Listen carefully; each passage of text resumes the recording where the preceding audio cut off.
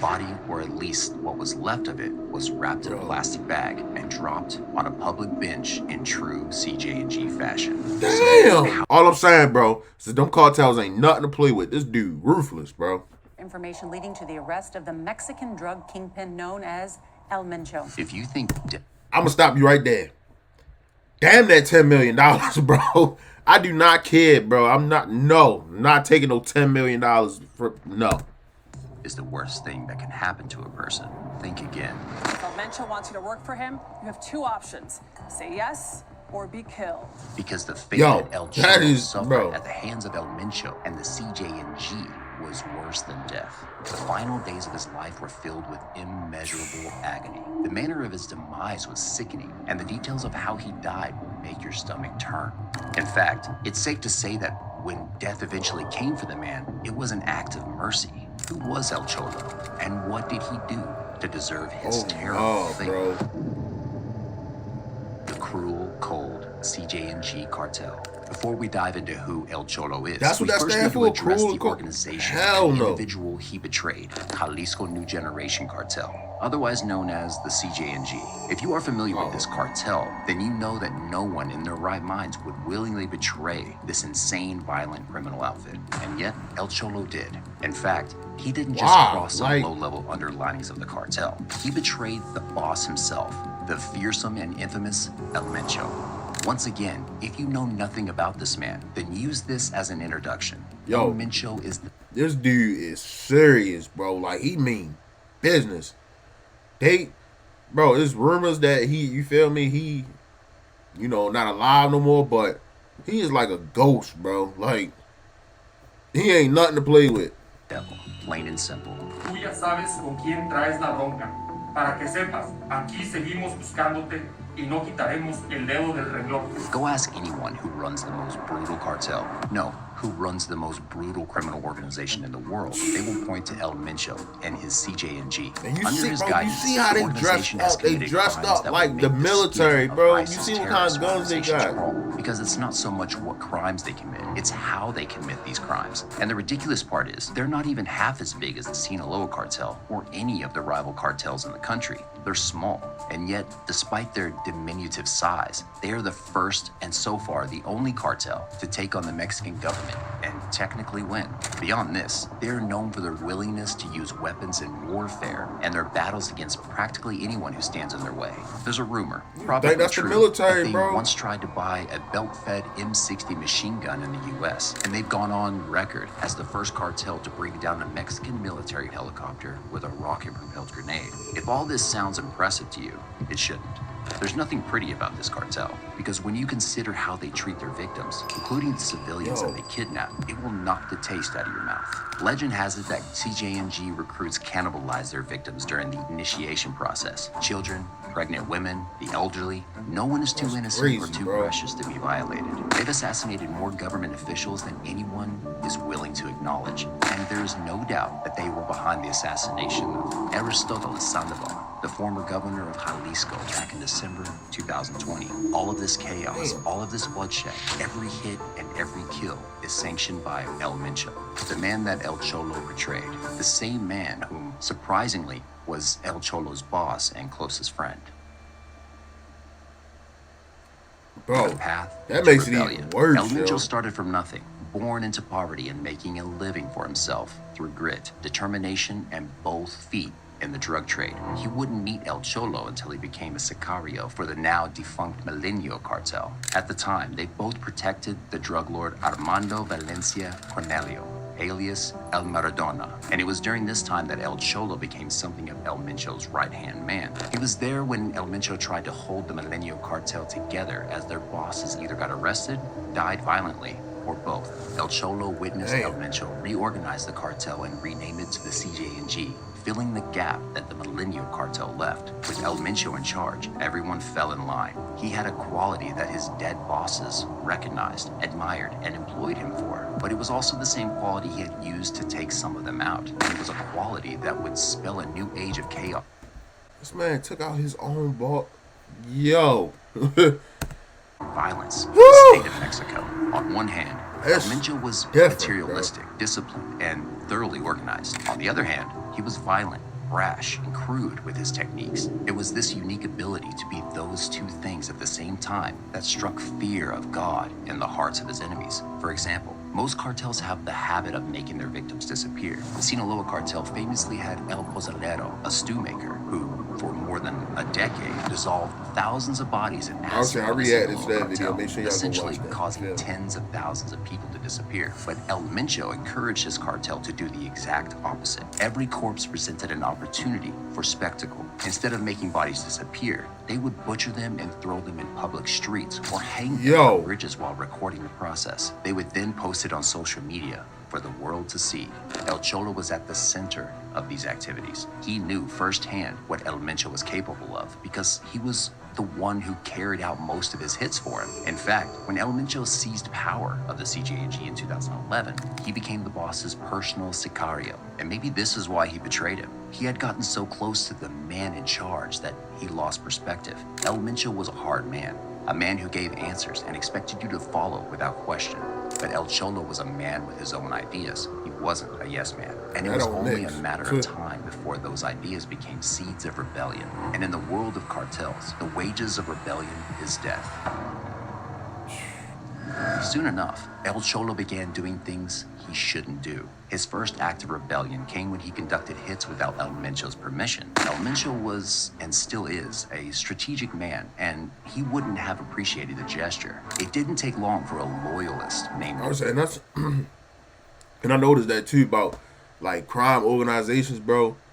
You do a hit, that supposed to come from the boss. Like, that's not in your... If you under the boss...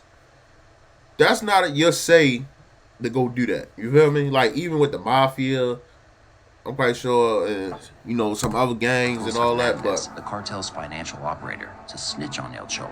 El Mencho was furious at El Cholo, and El Cholo was furious at Marcos. However, the situation wasn't irredeemable, and there was a possibility that El Mencho would have forgiven his erring sicario if El Cholo had simply asked for forgiveness. But you see, El Cholo was on a path of self-destruction. He assassinated Marcos and essentially declared war on his former boss. Rather than making amends with El Mencho, El Cholo defected, took men from CJNG with him, and went ahead to form his own cartel, Nueve Plaza Cartel.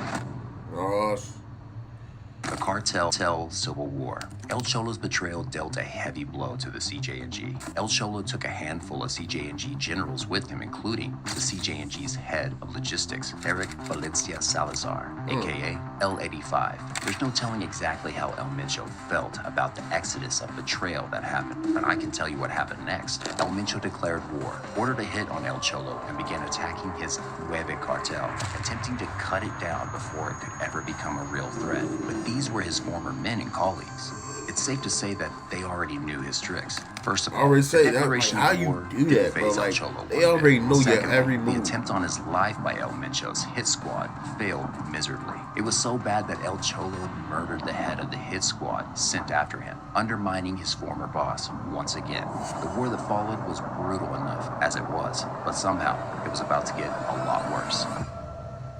Because El Cholo formed an alliance with the enemy, the Sinaloa cartel. With this alliance, they quickly found access to resources that allowed them to level the playing field. Now, they could fight the CJNG on their own terms. Now it was all fair play. The Sinaloa cartel began using El Cholo's Nueve cartel as a hit squad that was mostly targeted at the CJNG. They even allowed them to take control of important sections of the Jalisco territory and some of Mexico's western states. The war that was tipping in El Cholo's favor. It was beginning to look like El Mencho would be defeated by his former sicario. The war that broke out was brutal and extensive, and unluckily for residents living there, Guadalajara was the stage of it all. And as both factions fought their bitter battle, innocent people were caught in the crossfire. In 2018, 3 film students in Guadalajara were driving home from school when members of the CJNG kidnapped and killed them after confusing them for members of the Nueve cartel. Public buses were set on fire, broad-day shootouts were routinely conducted, and the body count kept on rising until the entire city was filled with the stench of corpses and the fear of its residents.